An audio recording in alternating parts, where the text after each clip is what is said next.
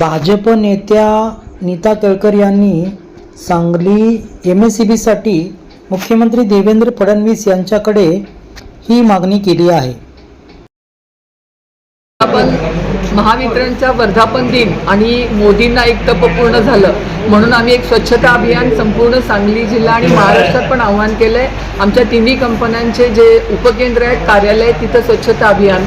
नुकतीच मुख्यमंत्र्यांची मी भेट घेऊन सांगली मिरज कुपवाड शहरासाठी महापालिकेसाठी एक विद्युत म्हणजे महावितरणसाठी खास विकास आराखड्यामध्ये त्याच्यामध्ये आम्हाला भूमिगत वाहिन्या, बंच केबल, नवीन उपकेंद्र जी 6 गुंठ्यामध्येच होऊ शकतील, त्याला आम्ही ज्या उपकेंद्राला GIS कॉम्पॅक्ट उपकेंद्र असं त्याचं तशा पद्धतीची उपकेंद्र तर असं आणि 33 आणि 11 kV हा अंडरग्राऊंड या सगळ्यासाठी 250 कोटीची मागणी मुख्यमंत्र्यांकडे मी महावितरणच्या आराखड्यासाठी केली आणि त्याला त्यांनी सकारात्मक प्रतिसाद दिला आहे आणि मला खात्री आहे की या माध्यमातून आमचा सांगली मिरज कुपवाडचा एकदाचा नवीन ट्रान्सफॉर्मरच्या ज्या लोकांच्या मागणी आहेत ह्या सगळ्या पूर्तता होईल।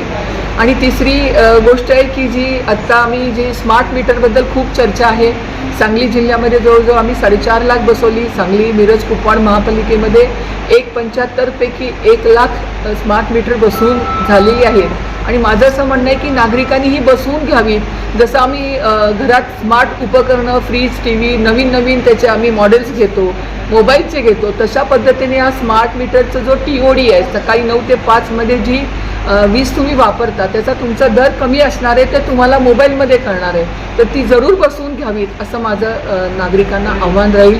आणि या निमित्तानं महावितरणचं काम हे ह्या ज्या ट्रेनिंग सेंटर आमचं महाराष्ट्रात हे एकमेव ट्रेनिंग सेंटर आहे की जे आता नाविन्यानी करणं गरजेचं आहे। असा अद्ययावत एक जलतरण तलाव आणि व्यायामशाळा असलेलं आणि आमच्या सभोवतीला नवीन स्टाफ क्वार्टर्स त्याची मागणी मुख्यमंत्र्यांकडे मी केलेली आहे। आमच्या चॅनलला लाईक आणि सबस्क्राईब करायला विसरू नका।